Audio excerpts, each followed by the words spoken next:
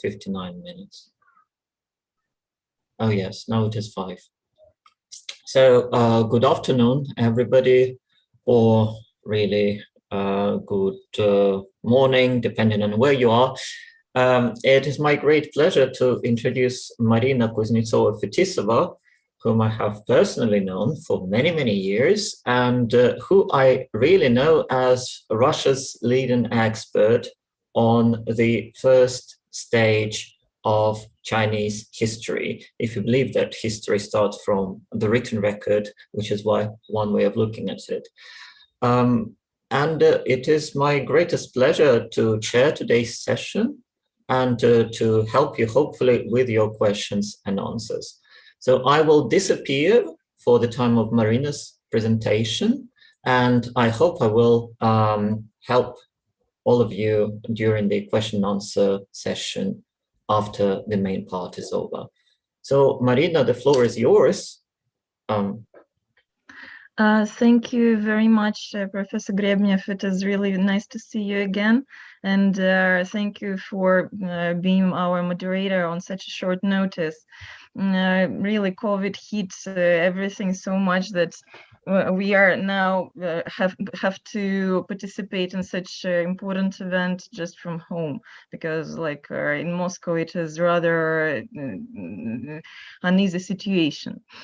So first of all, I would like to say a few words about myself, and I am a junior research fellow in the department of the Orient in ancient Oriental studies at the Institute of Oriental Studies, Russian Academy of Sciences. So my research interests, first of all, cover early history and prehistory of China and Eurasia.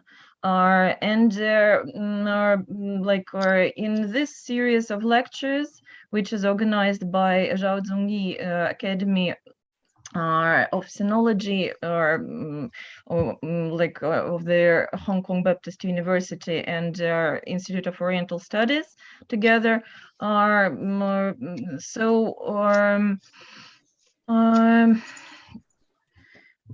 This lecture is the 5th in the row, and my previous lectures mostly were discussing questions of history, while I will be talking more about prehistory, if we consider history as a period of time when we have written sources. But it seems to me that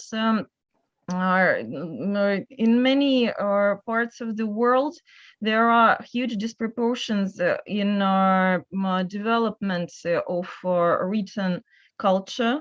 As we all know, even up to now, there are huge disproportions in development of different regions within one country, and what to talk about such early time as Paleolithic, or even later on the time which we are going to talk about, Bronze Age Eurasia. Actually, when we talk about Bronze Age Eurasia, for different regions, for example, for Near East and for East Asia, there will be completely different dates. And this is another question that I wanted to discuss before starting my my talk.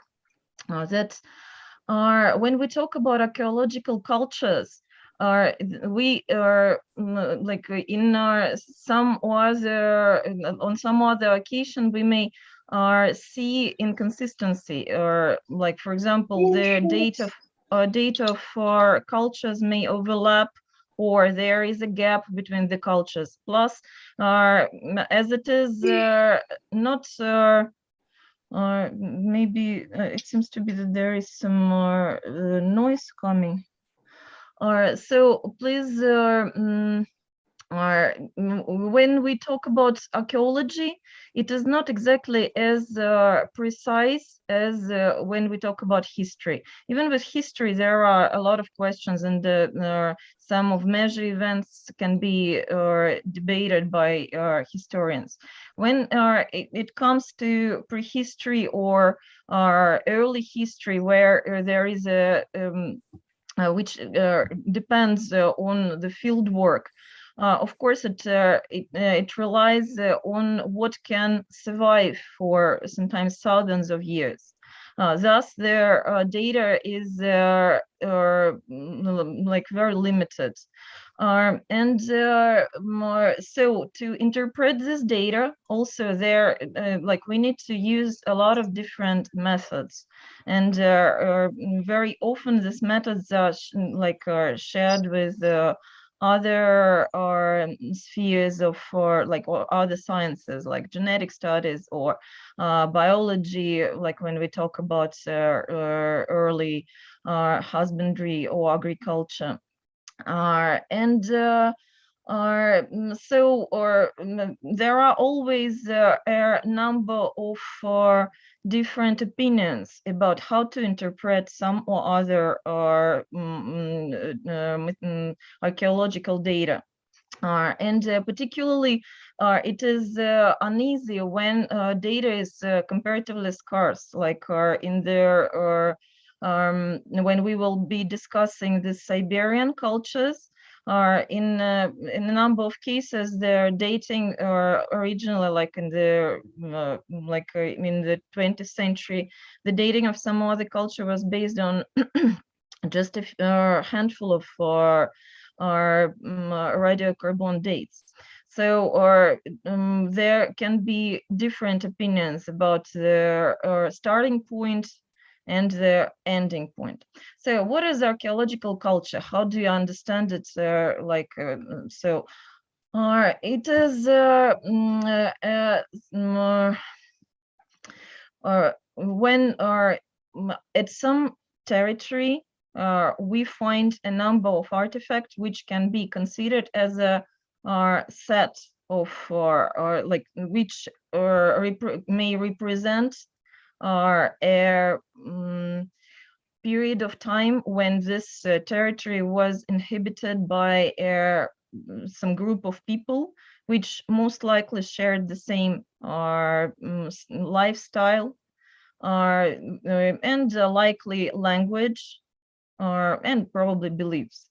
But it's this particular points are very uneasy when we talk about very early archaeological cultures, which by dates can last, for example, for several thousands of years. Because at present, more and more researchers, they argue that archaeological culture, if we consider it a stable society with some more or less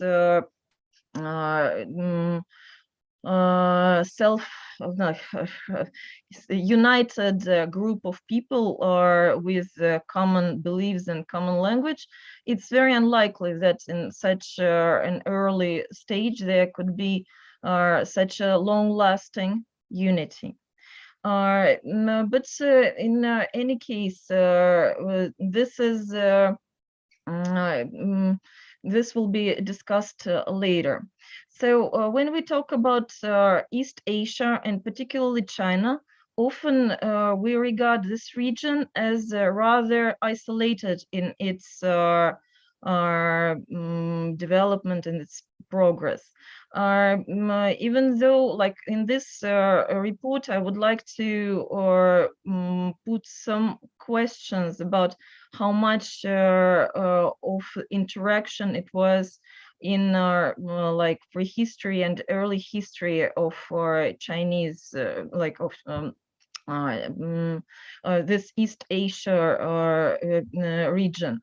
Of course, when we talk about the second millennium BC, we use this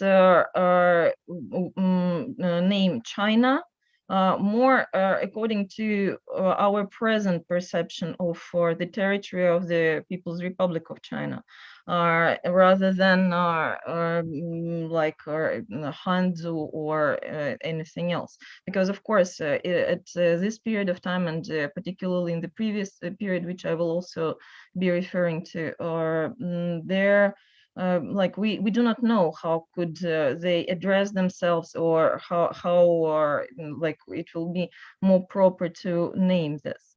So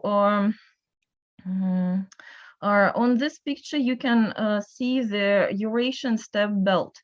Probably every one of you have heard about Silk Road initiative, and that there were some particular trade routes which covered all of Eurasia, and via which there were like artifacts and ideas and Marina, I'm technology. very sorry to interrupt you. Just not in the slideshow mode. What we see is your PowerPoint, not the presentation. And if you're moving through the slides, then we're definitely not following it. Okay, so do you see the first slide still? Hello? Hello, sorry. We see the first slide, and it's still not the presentation mode. And like this? Can you see anything? Is it changing? What you are sharing is probably not the right window. So we only see the window of Microsoft PowerPoint, which is not in the presentation mode, and nothing changes. And what we see is just the first slide.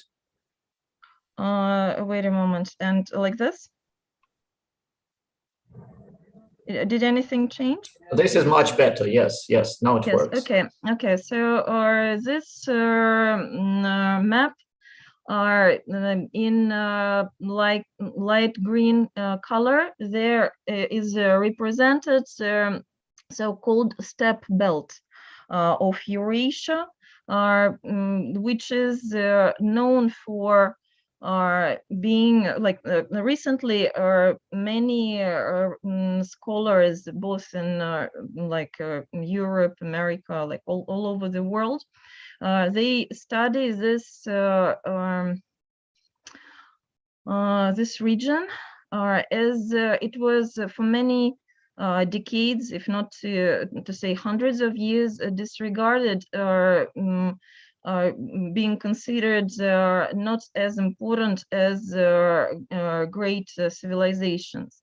But now there are this like it's not even region, it is but still it's formed a rather unique belt which could give an opportunity for large migrations of people. So the earliest time when it happened can be considered the very early migration of mankind. So this is a map which represents the early human migrations from Africa. So like the center is North Pole. And if you can see this red hemisphere on top of Africa, it is the cradle of mankind. And then if you see there are a few lines how their early migration are started. So first, it is so-called coastal dispersal of mankind, but that is also generally considered to be tracked hypothetically, because in many like in most of the cases we can only like there are no direct finds of their early stages of these migrations. And more important was this migration, which followed. If you can see this, like the central part of it, it is Eurasia, and the main migration route was approximately the same as what we saw in this first picture, like steppe belt. Because of course, to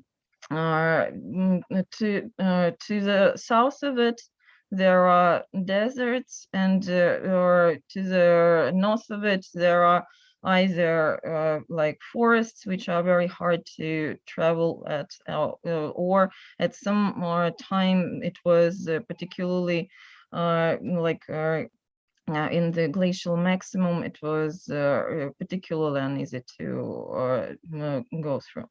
So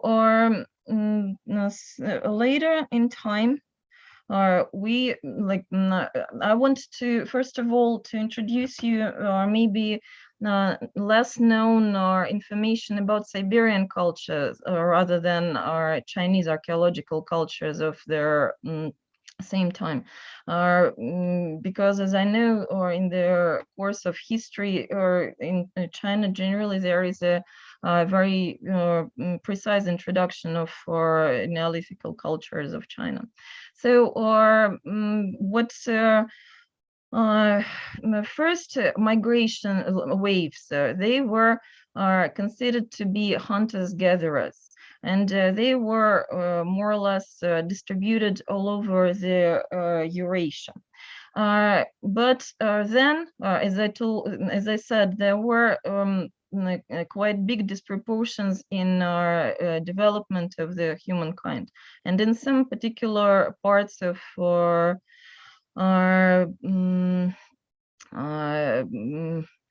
Oikumena, there were some rather fortunate circumstances in which some certain groups of people managed to find some new ways to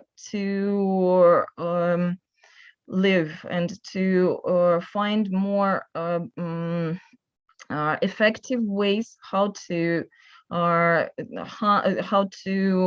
feed themselves, first of all, because when we talk about migrations, of course, we need to understand what were the main processes which led to this, because like when do we can talk about migrations, either when their situation is not fortunate, like for example in the region where the group of people stayed, there came some climatic changes and they couldn't continue finding their food, so they were searching for new lands. Otherwise, if there were some fortunate course of events and they managed to reproduce themselves much better than they were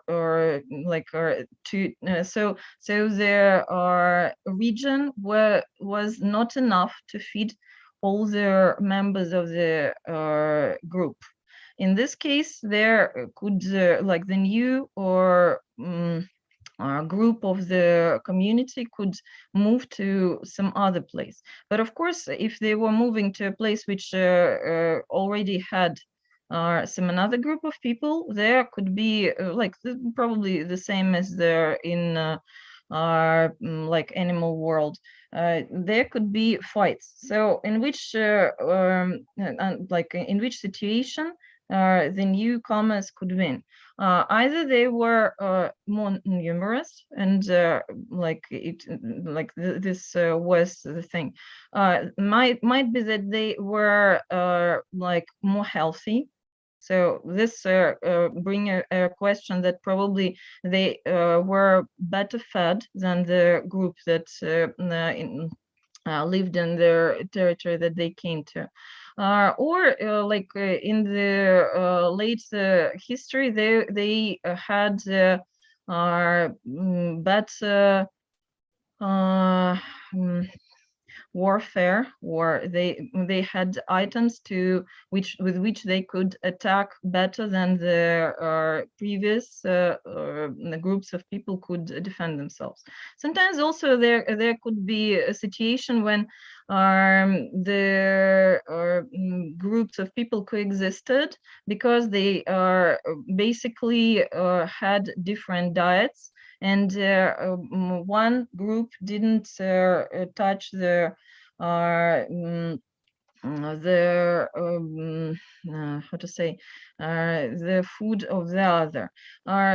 Basically, there were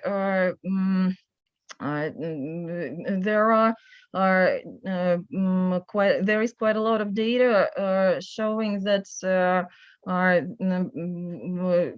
Homo sapiens sapiens, when it was distributed over the Eurasia, they met other populations of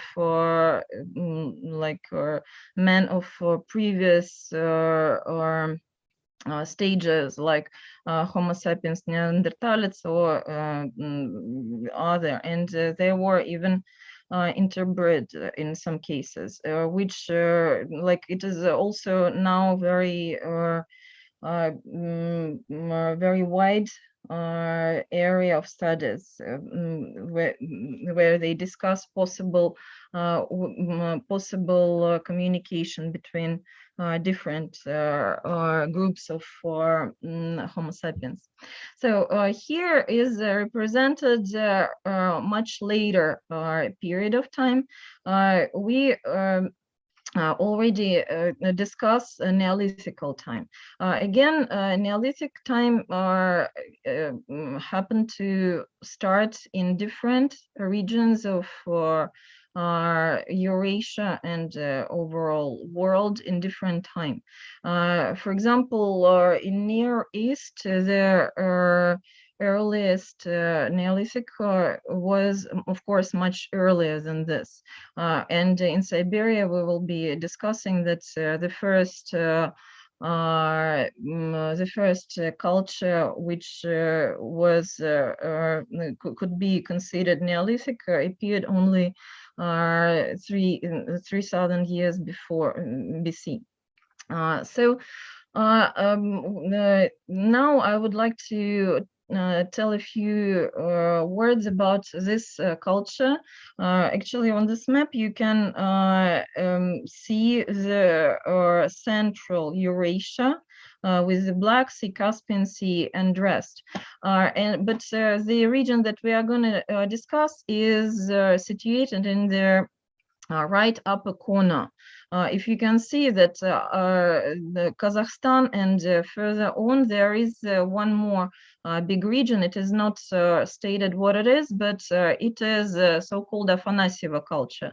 Affanacivo, it is a location where the first finds were in this Minusinsk region and Khakassia region were found. And the approximate date we can say it's like approximately 4th, 2nd millennia BC. There are, like, as here it is also stated that location of the initial formation of ancestry of Yamna culture is uncertain. The same can be said about most of early cultures. We will come back to this statement more than once in this today's talk. Affanacivo culture is considered to be connected with their so-called Repin culture. Yamna is why is this Yamna culture is important? Actually, of course, when we talk about archaeological cultures, it is basically a group of not very impressive artifacts, and we try to find their realities with which we more or less can associate the world that we see.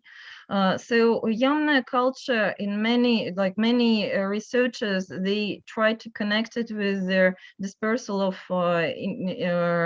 Indo-Aryan population. Why? First of all, because it was a big group of, actually, it's not even called archaeological culture as such.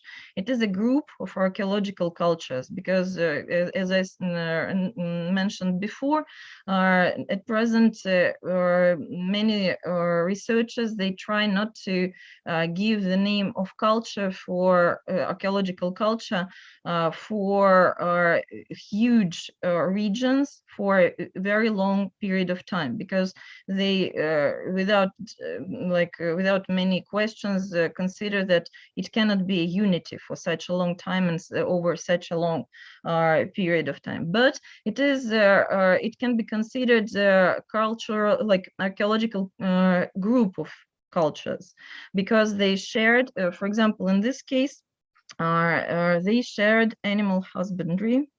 Let me see. So Affanacivo culture took from the pre-Yamna animal, domesticated animal, such as cattle, sheep, and goat. And they moved eastwards approximately at the end of 4th millennium BC, and reached this Khakassia and Minusinsk Valley region. Actually, it is also quite a big region where this Affanacivo culture is represented. They also at present considered to be two different cultures, one on Altai and another in Khakassia, and they're also a bit different in dates.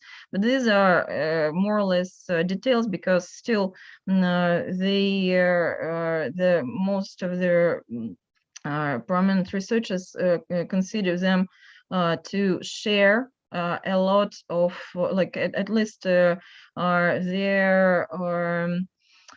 lifestyle was quite similar, even though it's obvious that there were also some differences. Also, there is recently there are genetic studies of a number, like I think a few dozens of samples of bones from Yamna or pre-Yamna Repina culture and this Affanacivo culture, which can on the base of which they concluded that they are likely to be connected. And anthropological features, they like of Affanacivo culture, suggest that the appearance of this group of people was rather close to current Indo-Europeans. So when they appeared in this South Siberia region, they met a number of, first of all, there are indigenous people who lived there probably from the first waves of migration into this area, and they coexisted, and later on, with this in the span of time, they formed a new culture. I will talk about it a bit later. So apart from bringing a completely new technology which allowed them to live not that much dependent on the food that their forest or lakes were giving them, such as cattle and the rest. Also, they could travel because of the means of carts. But those carts, they were still moved by with the help of oxen, because as it will be, I will mention later, the horses were not yet domesticated, or at least this culture was not didn't have their access to the domesticated horses.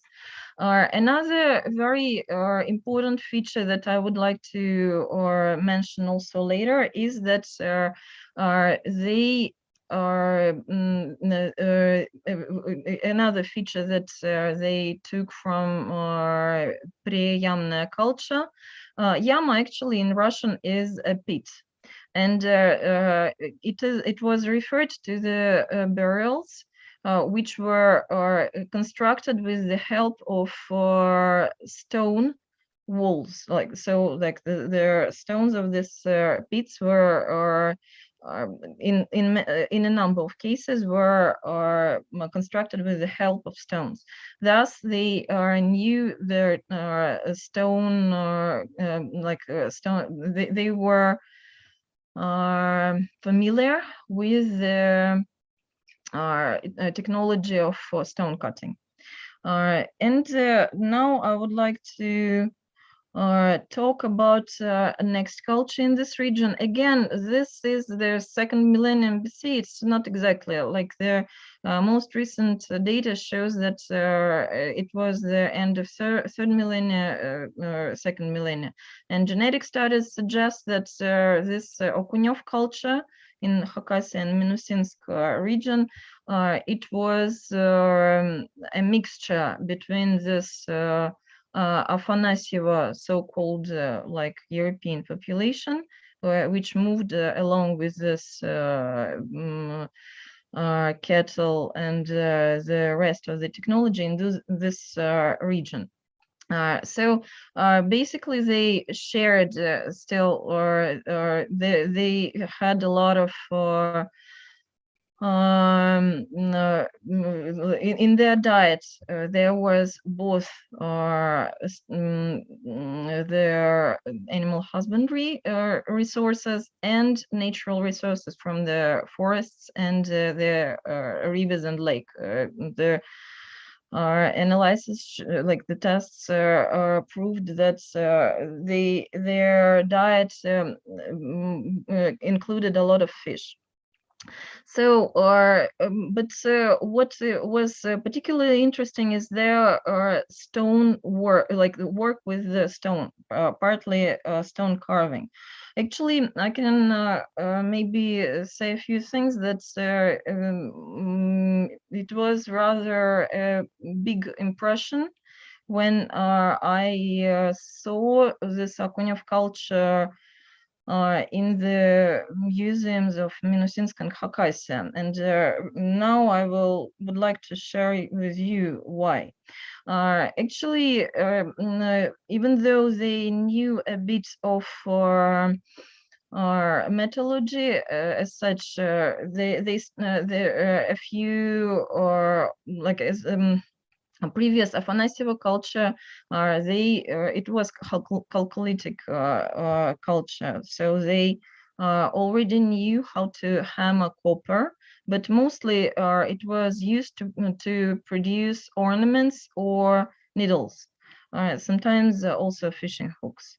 But this culture already had technology for bronze, but again, it was very, very initial. It didn't. There were no, or like not even like it was more or less. Again, ornaments rather than everyday use. So this stone carving, it was done not with metal tools, not with bronze or neither with copper. All of these were done with stone tools. And there are quite a lot of these stelas in this Khakassia and Minusинsk Valley. and I didn't manage to see the way they appear in steppe, but they like the researchers say that it is quite impressive when this kind of actually these steles are quite high. They are like 3 meters, some of them 3 meters or even higher, and so when such kind of huge stela stays in there like endless steppe, probably it is a very deep impression. But what really strikes are the symbols and pictures on them. Actually, of course, we can see human faces or semi-human faces, but the total appearance is rather alien, I would say. So there are a lot of researchers trying to discover what was what were the beliefs of Okunyov people, and try to connect them with the later periods, like whether they represent the deities or demons or anything else. In any case, it is quite visible that many of these stela they have like phallic shape. And it is particularly interesting because in many regions, phallic symbols, they are connected with agriculture. But in this case, Okunyov culture, they still didn't grow any crops, so they mainly dependent either on animal husbandry or on hunting or fishing. So still these fertility symbols, they were rather important for them. And this is one more like in the picture. They had a number of animals present in these stelas. As you can see here, it is a symbol of, not a symbol, a picture of a wolf. And in a number of cases, there can be seen rams, which in this region, they really held a very particular place. So now I would like to proceed to the next culture that I would like to introduce you to. It is closer to Altai rather than to this region of Minusинsk and Khakassia. It is so-called Cintasta Petrovka culture. What is particularly interesting about it? It is likely that it was, even though the region was quite close to this Yamna culture, whose descendants were first Affanacivo and then Okunyova culture, but still the genetic and before a number of researchers on the basis of typological analysis, they connected Cintasta culture with the so-called corded ware cultures, which which occupied really vast territories in the European part of Eurasia. So as you can see here, the dates are much like more their existence of this culture is limited to 300 years. Thus we can see that when it comes closer to their like historical times, the span of culture generally it is it can be, the dates can be given more precisely. So what is particularly striking about this culture is that the earliest known chariots were discovered in this area.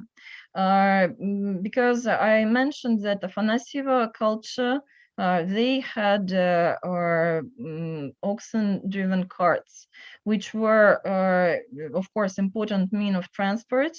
And of course, migrations were much more possible with this help. But of course, they were not like they were still not as much of an advantage if we talk about war. And this Cintasta-Petrova culture, they managed to improve the structure of the cart, so it became much lighter. And also there were already known the domesticated horses. About the culture which domesticated horses, there are at present a number of other places, but mostly they are connected with Central Asia. And approximately this period of 3rd millennium BC, although there are some other evidence much earlier about the horses, but not in the connection with like any kind of carts. They were like used like as domesticated animals, like probably for milk, and most likely those cultures are used to ride on them. And another two very distinctive features of this Cintasta-Petrovka culture are intensity of copper mining and introduction of tin, bronze, and Mythology.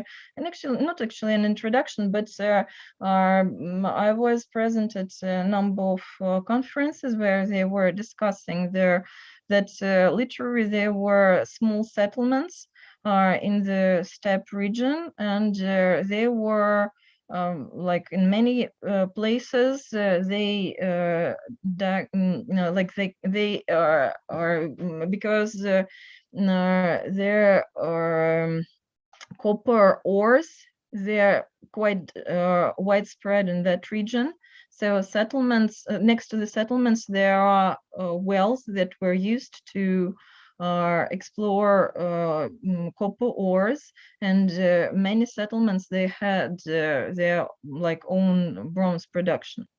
And another very important feature of this culture is that there appears extensive fortified settlements, which suggests that most likely there was like rather unfriendly neighbors. Again, with what it is connected, there can be a lot of guesses, and like if you are interested in it,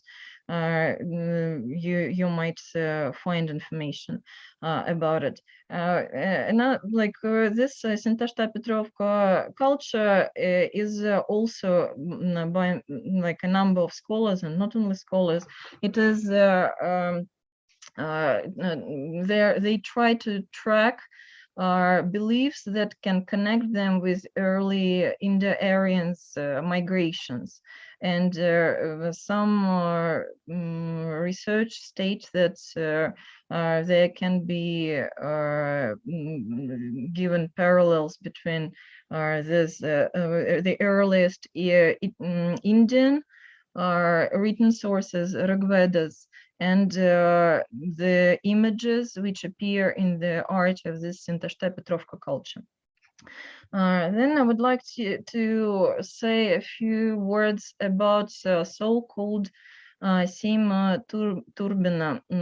Originally, this was considered to be archaeological culture also, but then, as you can see on this map, it's while it is a rather short period of time, But the territory which it was covered is tremendous by its span, and so now the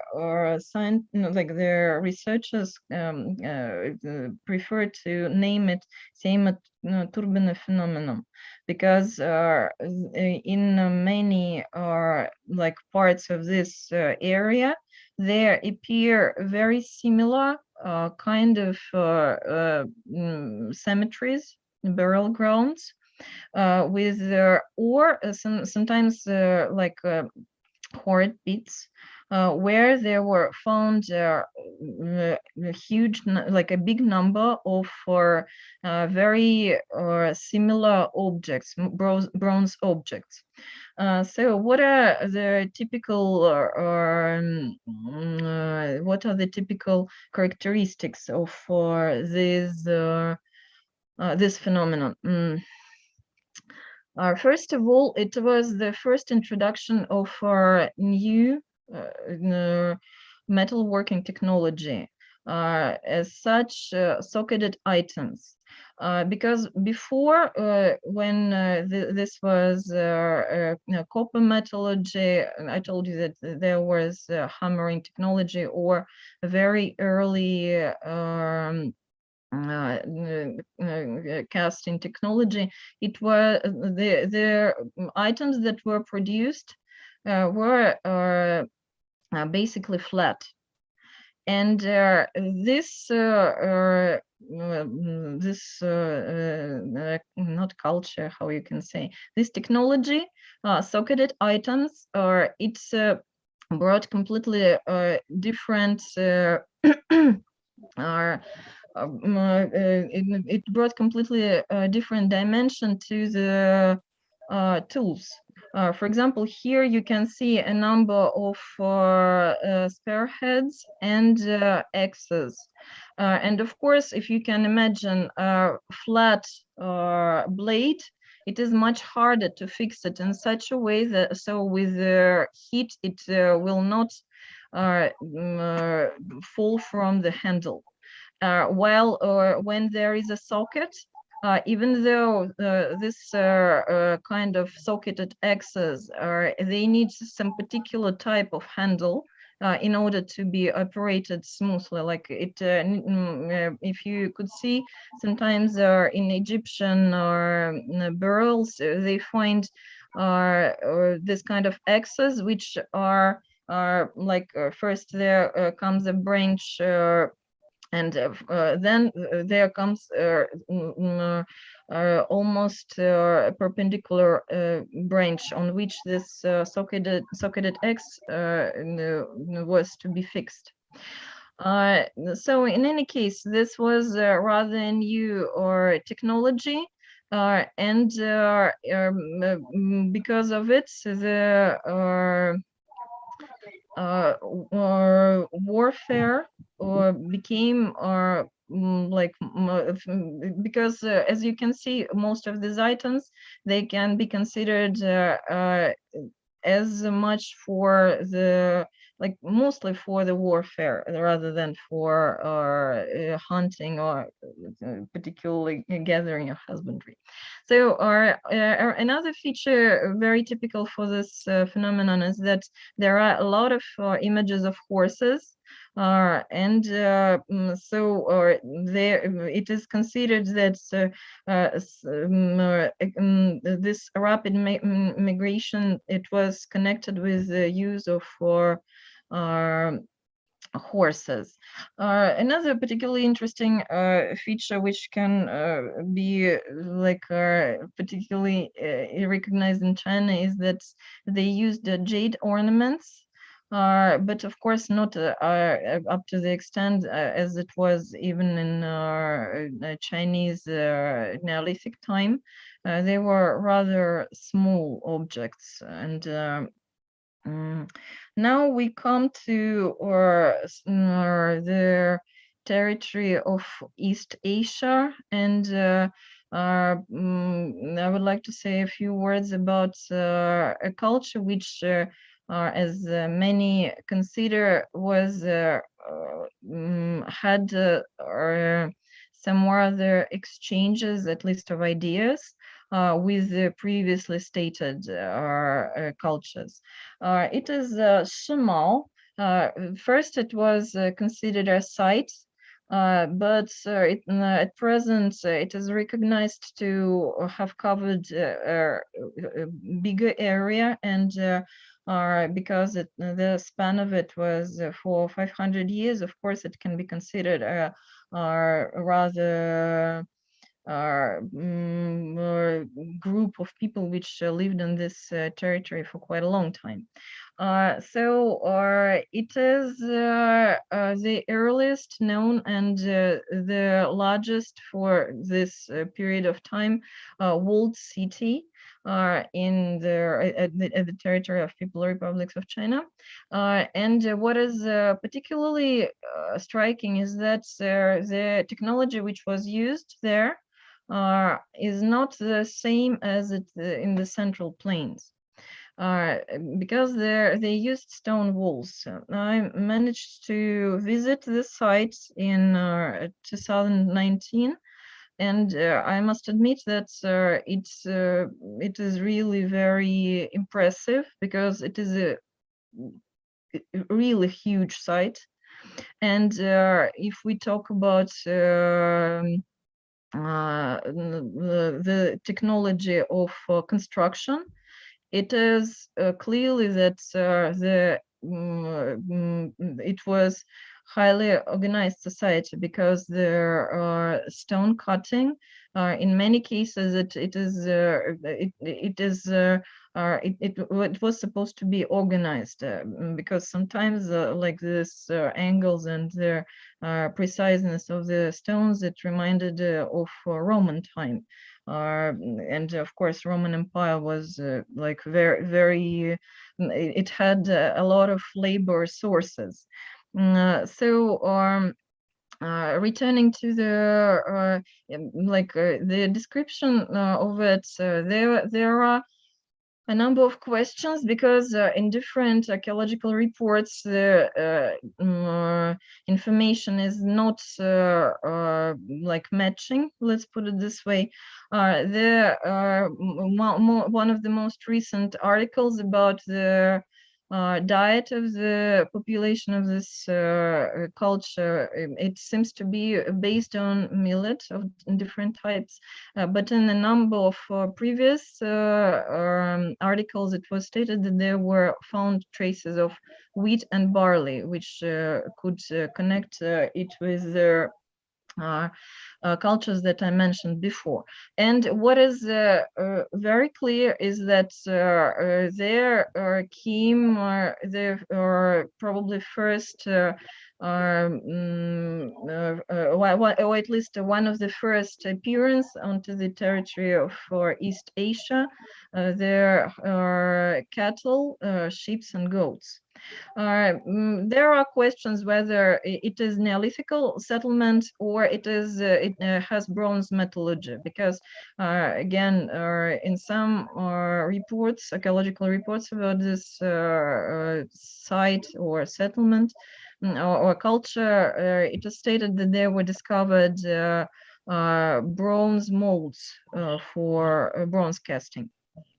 And of course, there are, like probably many of you have heard, that there were rather very interesting stone carving and jade carving on this site, but regrettably, in the museum when I was there, it was mostly not there. I do not know whether they were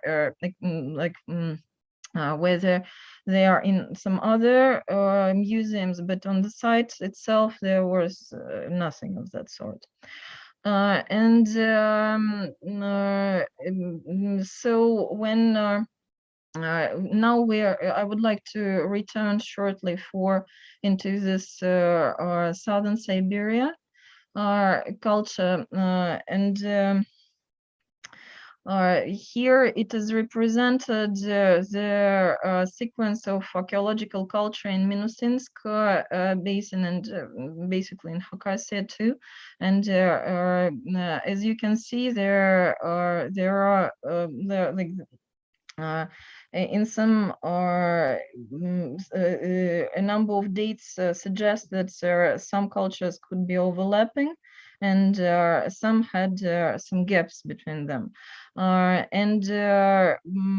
So after Okunyov culture on this territory, there was still yet another culture, Andronov, but at present I don't have time to talk about it. So I would like to mention the last culture, like for this report, namely Karasu culture, which was in this southern Siberia region at the second half of second millennia and till the very beginning of the first millennium BC. So, what is particularly interesting, if you have ever studied early dynasties of China, you can find a lot of similarities between these items, like first of all, bronze items with what was found in the Shang settlements. Recently, apart from this systematic typology of objects, which suggested that there were contacts between this culture and early Chinese dynasties, there was also found some proofs that actually Karasu culture is like inhabitants. They are likely to know and consume millet, which is of course connected with East Asia. So in this it of course suggests that there was quite important exchange of ideas in this period of time. So basically, because I have 5 minutes, I would like to give a short summary about my talk. This Eurasia early migration networks, they were tightly connected with steppe belt. With this via this route, they migrated not only the groups of people, but also most likely some new technologies or some new in this case we can say sources of food, as such animal husbandry or agricultural, new agricultural ideas or technologies. So East Asia, of course, by this time already had a very long history, and Neolithical cultures of East Asia, there was indigenous development and domestication of a number of animals, say for example pigs, and it's very likely that domestication of, or better to say, the use of chicken appeared in this like East Asia region. While the early agricultural techniques connected with wheat and barley, they are generally considered to be of the Near Eastern region, as well as the domestication of cattle and sheep and goat. And slowly, with the new group of more mobile human population, particularly with their carts driven by oxen. They were coming eastwards. So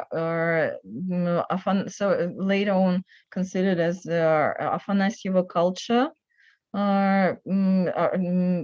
which were first food producer in the region of southern Siberia, who also had like early copper metallurgy.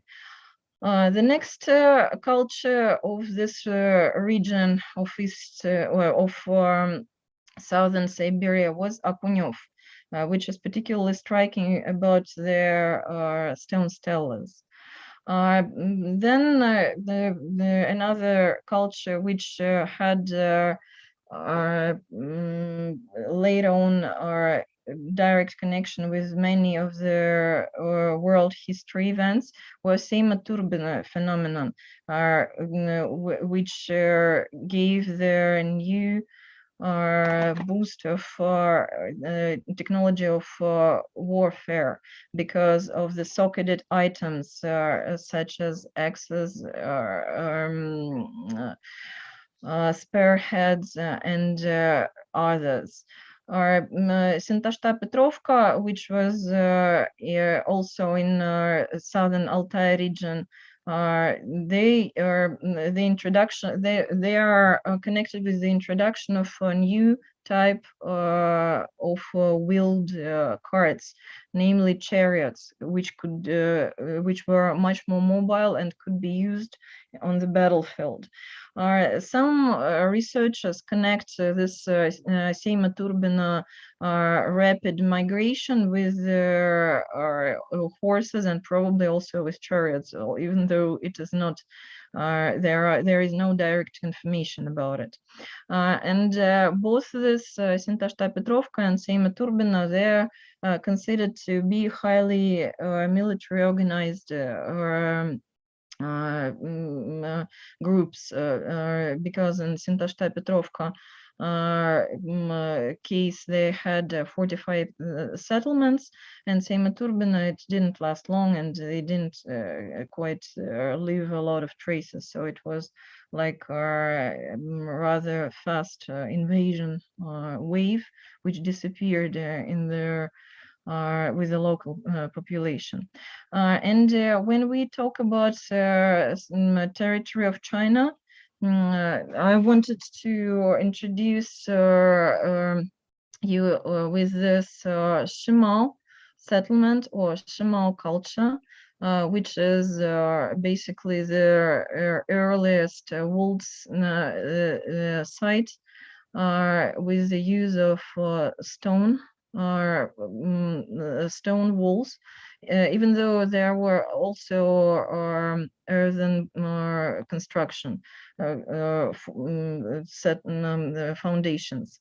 They they also, it was their site where for one of the earliest time in history of this Eastern Asia, they were used cattle and sheep and goat, and most likely they also they were aware of bronze metallurgy, even though there were like not too much of the information about it. And the last culture that I wanted to, that I introduced you in my report was Karasu culture of the southern Siberia, and that particular culture, of course, and it's now it has even more strong reasons to believe that it was it had rather tight exchange connections with the same period Chinese cultures and early dynasties in Eastern Asia. Okay, thank you very much for your attention. Professor Grebnev? Yes, I'm here. Thank you very much, Marina. That was a very comprehensive and indeed a far-reaching overview of the archaeological cultures that really have influenced the formation of both the west and eastern parts of Eurasia. So I think that now is the time for questions, and it would be really lovely if those of you who want to ask those questions, share them in the chat, or I think that you can also switch your microphone on, briefly introduce yourself and ask your question. I think that's also admissible. So if there are any questions, I think you can freely ask them now. Hi, good afternoon. My name is Emma. I work at College of International Education. I just have a simple question. So thank you for introducing such a variety of cultures, and they're fascinating. I'm especially interested in the culture with the phallic symbols. I was wondering whether there's any archaeological evidence about say religious rituals and rites for that culture. Like, did they have say a male sky god as an object of their worship, or or did they have a sort of goddess for their worship? So I'm just interested in that. Thanks. Thank you for your question, Emma. This tell us basically we do not have too much of data about them because they were erected in steppe and stayed there for thousands of years. So in some cases they were even moved from their original location by the later waves of inhabitants in this region, which of course knew nothing about their original meaning. Even though, up to very late period of time, these stelas were worshipped. So local people, they considered them also sacred, but gave them worships according to their beliefs. So basically everything that we can conclude about their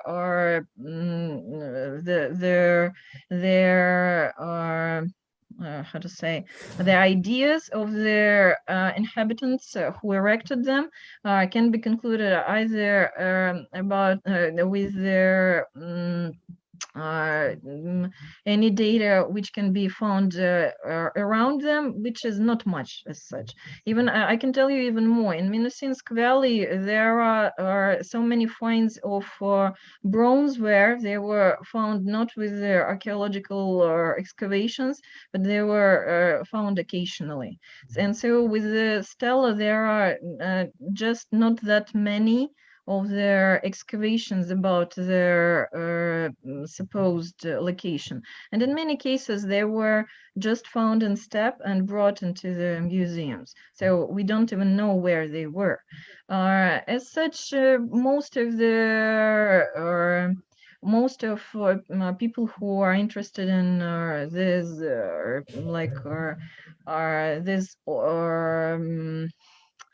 art object or ritual objects, they try to connect these images with some other myths of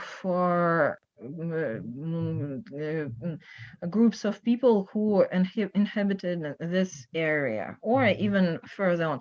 Sometimes they are connected with Proto-Turk tribes, which are considered this region as their base, as their cradle. But of course, it is, as I told you about many cultures, there are some other discussions about it. Thank you. Thank you. Thank you very much, Emma, for your question as well. Do we have any more questions? If so, please switch yourself on, switch Microsoft on rather, and ask your question straight away. That would be the easiest way to do it. If not, then maybe me. I was just curious about one thing. So there is this somewhat complex question of what defines an archaeological culture and how we distinguish between archaeological culture and, for example, such things as, say, Turbino, which obviously is not an archaeological culture, but still has very important unity of important elements of material culture.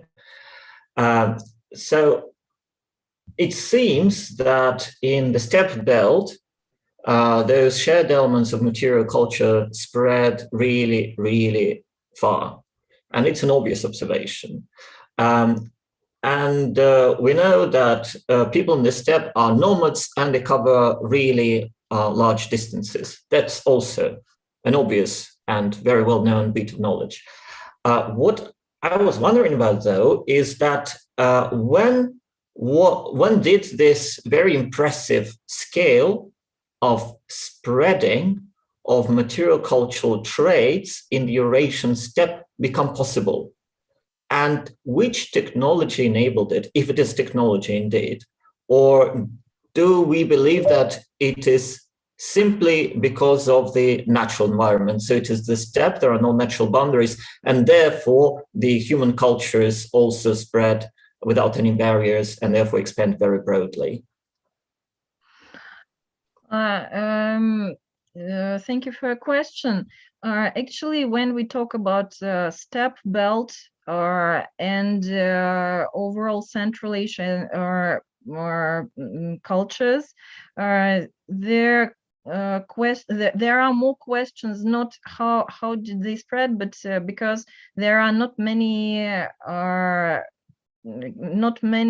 much of the evidence that they were there at all. So it is like they are basically because the discoveries need to open either some certain number of settlements or tombs or anything. If there is one or two items found, it's nothing. And of course, if there is if the herders they don't have like many of their cultures where there was animal husbandry, they didn't have a very stable settlements. They were moving quite a lot with them, and thus it's as I told you in the beginning, this steppe belt, it was not regarded as an important region at all. And basically now there are mostly new technologies which let the new types of research being held in this area. For example, a lot of archaeobotanic researches and the dating is like being done not at the basis of the typology of the objects, because in many cases they are very scarce. But there can be radiocarbon dating and with a series of dates. So at present there are more ways how to connect this region, but sometimes it is rather uneasy to explain who were those people, because if we don't have much of the details about their lifestyle, then it is very hard to say anything about their connections with their other groups of people. I believe that this region, probably with the development of new or ways. For example, as you also know, there are last several dozens of years, even in the Xinjiang region and partly in Kazakhstan region, they perform new like a lot of new types of archaeological excavations where they collect the samples of soil that can say also a lot about who were there, and like the samples of soil can also say whether there were whether there were different types of domesticated animals, and sometimes they even can say what was the diet of the inhabitants in that region. So at present, their data is rather scarce, especially like in comparison with China or other region like Near East or even like this some of the area of Ural region.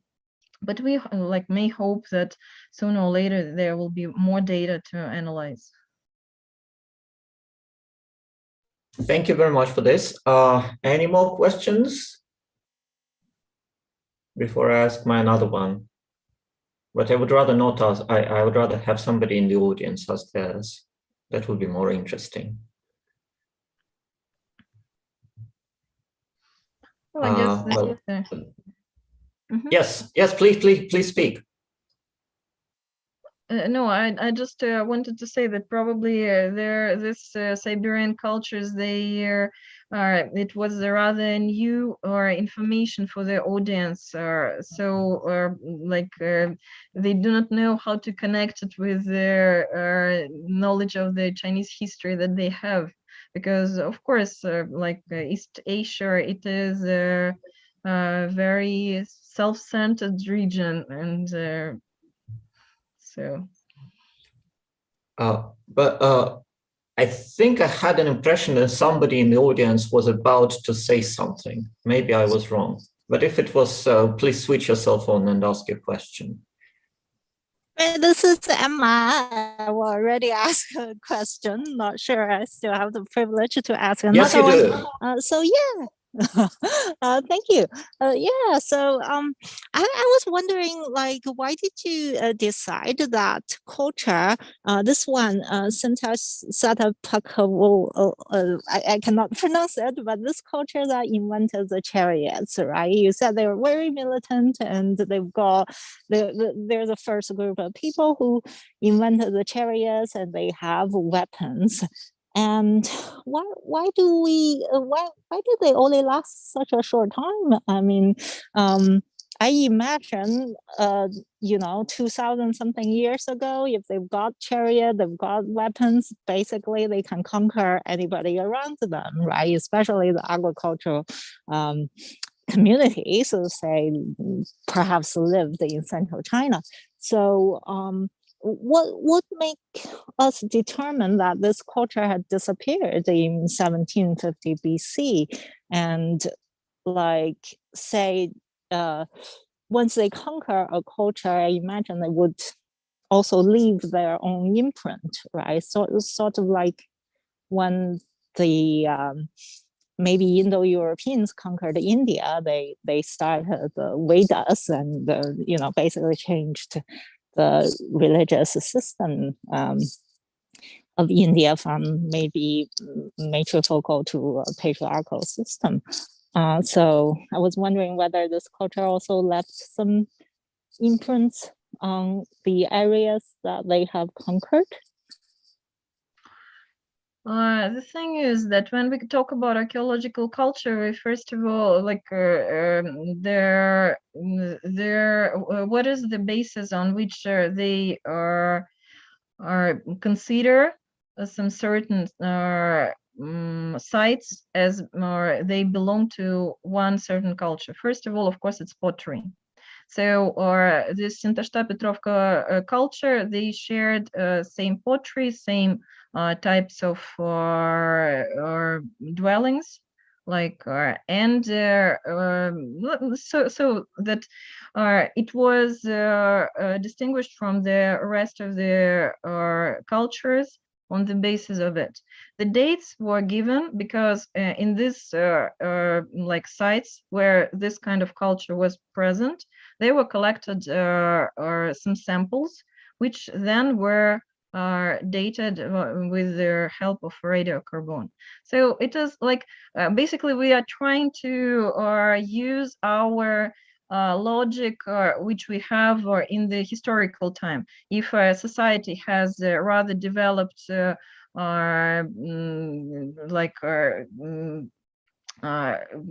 rather developed technologies to win others, they supposed to do so. But as we know, also there can be different situations. Apart from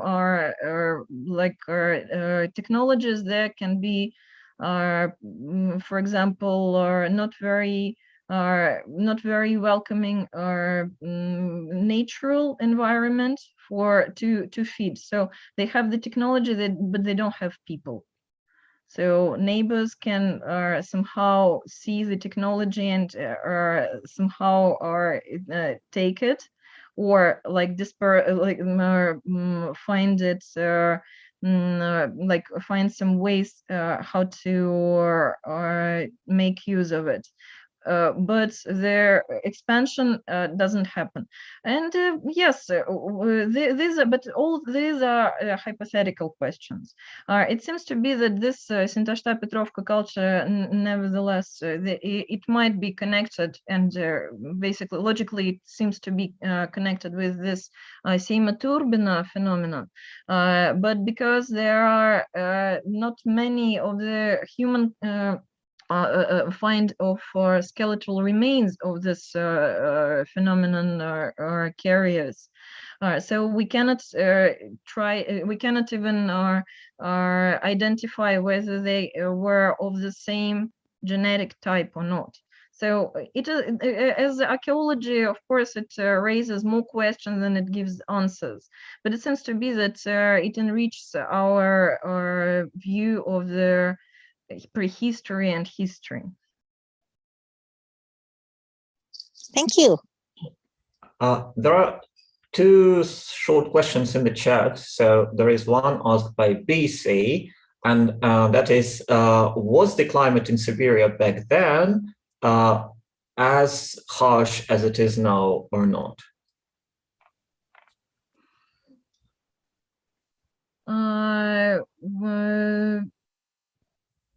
When we talk about the, like I recently I saw some charts about the annual temperatures in this region, and it seems to be that they were probably not very far from what it is now.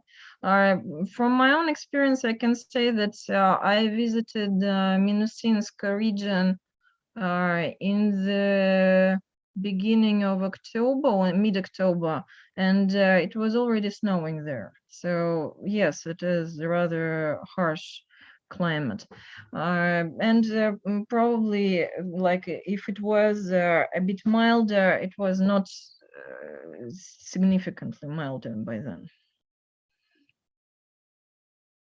Thank you. And there is another question that since we had a little bit of conversation about the population, there have been less population in the steppe as compared to the neighboring agricultural areas. So do we have any idea what the population was? In which sense? Does like if the like if you can be more precise, what do you mean by population? There, how many people lived in this area at certain time? We do not know this. There were there is no information about it. And if you are asking about their genetic structure, yes, but as I mentioned, are different. Develop close to the reasons, but this is an exception. Actually, that is another question. So about the population, as I mentioned, a few regions, right? So I know that there are quite a lot of new programs to for genetical testing of this southern Siberian cultures, and I have a number of colleagues who are working on this. There are anthropological or measurement of the skulls found in this, like in in particularly this Affanacivo Okunyov cultures, and also there are some programs connected with Cintasta Petrovka culture, but same Turbina no, because somehow there are very rare, like if literally there are not much of the finds of the remains of people who were the carriers of this phenomenon. As I mentioned, this Affanacivo culture, that's where the first food producers in this southern Siberia, they were connected with this Yamna culture, and they seem to be of European appearance, and in some researchers they state that they might have had blue eyes, because genetic studies they can suggest some other data, even though of course there are always a number of other opinions. So that's why this Yamna culture, some researchers connected with Indo-Aryan dispersal in Eurasia. When we talk about Okunyov culture, the genetic studies suggest that the they were by their patronymical lines, the descendants of the previous Affanacivo culture, but matrilineal, they were of indigenous people. So they were a rather mixed population of this area. Then this Cintasta Petrovka culture, the genetic studies connect them with corded ware cultures, which occupied, which lived in the Eastern Europe and the vast territories of Eastern Europe. So far, I do not know about Shimao culture, if any genetic studies were performed there, but I know that in Chinese reports, it is connected with Xia dynasty, and thus they are connected with a line which led to the current population of the Hanzu, as far as I can understand. There is, I think, a clarification of this question. So was there a few thousand of population, or how many tribes have been confirmed? Actually, even to try to give an approximate number of inhabitants at some even rather well excavated settlements. Like, for example, I know about this last Shank capital. There are a number of scholars who tried to give approximate number of the population of this area through the existence of the capital in this region. It is a very complicated issue, very complicated. So when it comes to such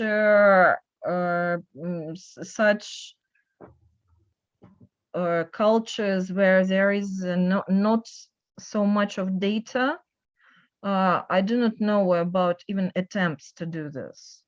There are what I can say is, for example, this Affanacivo culture they were not even so much of culture, because there were not found much of settlements of this culture. So there are basically some burials here or there, and it is, they were like traveling with their herds, and so it is very hard to find to calculate how many of them were there, but probably not many. Thank you. So there is another one. You probably see it. So it seems that most civilizations were developed near the rivers, but the culture that you've been talking about are an exception. Why is it so? Thank you for your question. Yes, generally, great civilizations are considered to be connected with rivers. But thing is that the rest of the territory was still the people lived there. So it is again coming to the topic that I mentioned in the beginning, that disproportions in development of different regions. So in the territory where there were more fortunate circumstances, like in alluvial plains, their agriculture gave tremendous bonuses to the production of food. That's why there could live much more, and there could be fed much more of people, and thus there could be there were surplus of their population, and also which generally led to their development of culture into civilization. But it doesn't mean that the rest of less fortunate territories were not inhabited. Like there were no people living. There were people, but comparing to these great civilizations, they were on other stages of development. So, for example, those hunters-gatherers of Siberia, of course, they were like, maybe you have read their description of when first travelers, they came to some islands where there were primitive tribes living. So it was their first meeting of people who were on different stages of their development, of society. And of course, it was like it's not possible to compare them, but it doesn't mean that the rest of the territories there were no archaeological cultures and there were no people living. There were, but they were not considered as civilization, probably. Thank you very much. Do we have any more questions? If so, as earlier, you're very strongly encouraged to just switch your microphone on and speak.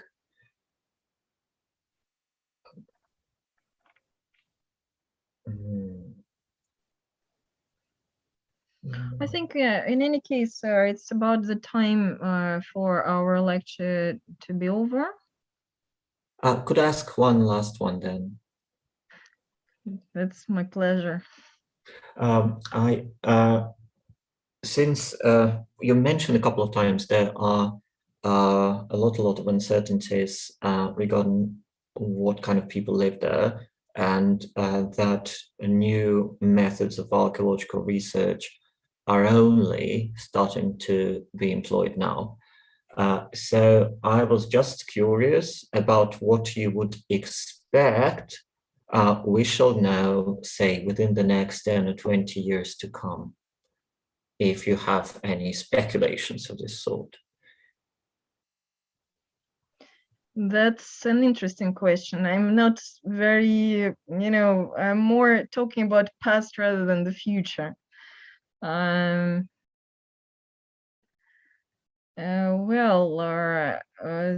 are more and more genomic studies of the population, and they're trying to connect those cultures throughout the globe.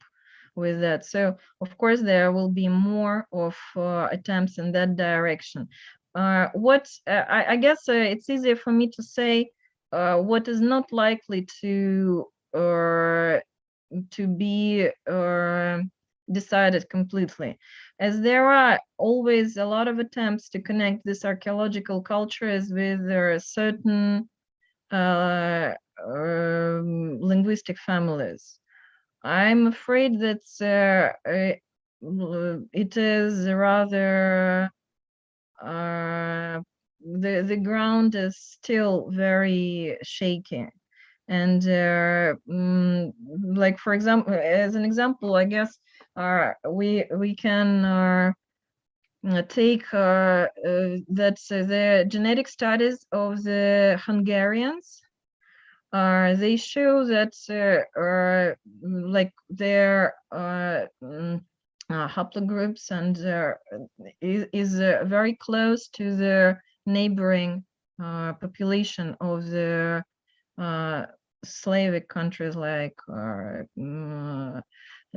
Slovakia and Czechia and the rest of them.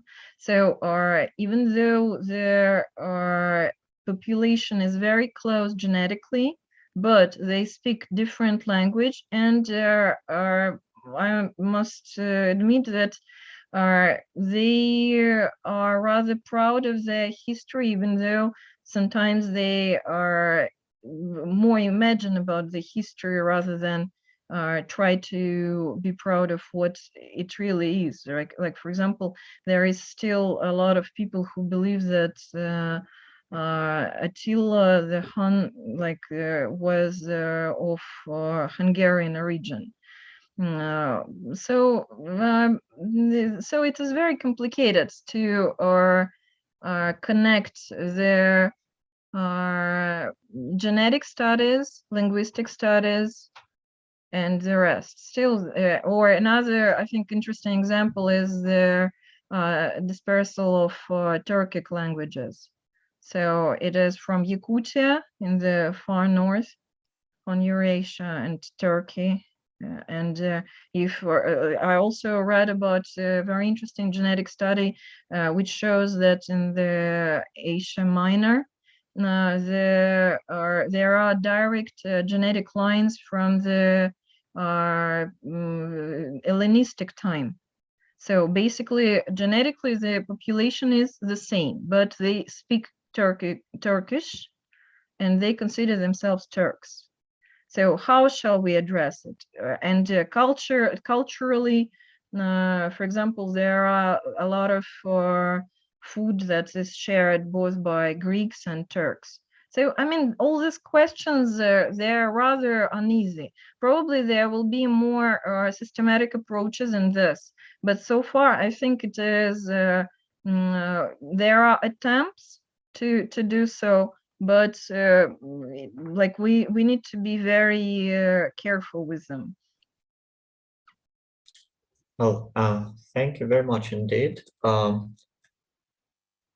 If we do not have any more questions, then perhaps, as you have suggested, we will call it a day. So thanks a lot once again to our presenter, Marina Kuznetsova-Fetisova, and thank you all for participating in today's session. There will be more sessions still, so please keep following the event series. And until then, wish you all the best with your work and the rest this week. I guess that now, in my quality as the moderator of this session, I declare it successfully finished.